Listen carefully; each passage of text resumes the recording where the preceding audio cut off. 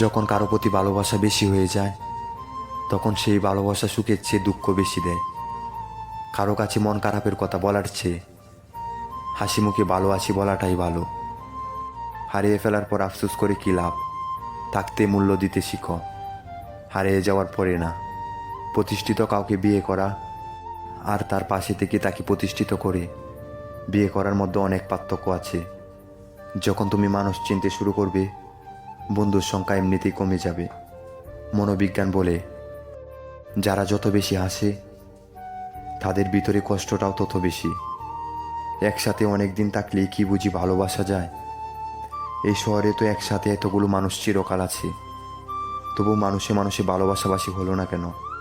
প্রেমের আনন্দ তাকে স্বল্পক্ষণ, কিন্তু বেদনা তাকে সারাটি জীবন। মেয়েদের অতি তুচ্ছ শখও পূরণ করতে হয়, কারণ মেয়েরা মা বাবার সংসারে থাকে না, অন্য সংসারে চলে যায়। যে সংসারে যায় সেখানে সে হয়তো মুখ ফুটে শোকের কথাটাও বলতে পারে না। কাউকে এমন আঘাত দিও না যাতে সে নামাজে বসে আঘাতের কথা ভেবে কান্না করে দেয়। প্রয়োজন পুরালে মানুষের কথা বলার ধরনটাই পাল্টে যায়। যাকে ভালোবাসো তাকে কখনো কষ্ট দিও না। কোনো একটা ঘটনা যাকে না বলা পর্যন্ত অস্থির লাগে, সেই মানুষটাই হলো প্রিয় মানুষ। তুমি চাইলে ঠিকই পারতে অভিমানগুলোকে ভালোবাসায় মানিয়ে নিতে। চাইলে অনেক কিছু পাওয়া যায়, কিন্তু একতরফা ভালোবাসা কখনো পাওয়া যায় না।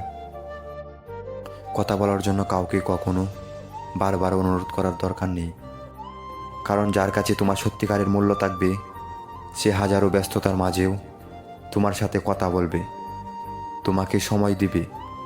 তোমার ভালো খবর কখনো কখনো নিজের মধ্যেই রাখো, কারণ সবাই তোমার ভালো খবরে মন থেকে খুশি না হতে পারে। কেউ অবহেলা করছে এড়িয়ে চলতে, এটা বোঝার পরেও বারবার তাকে বিরক্ত করা উচিত না।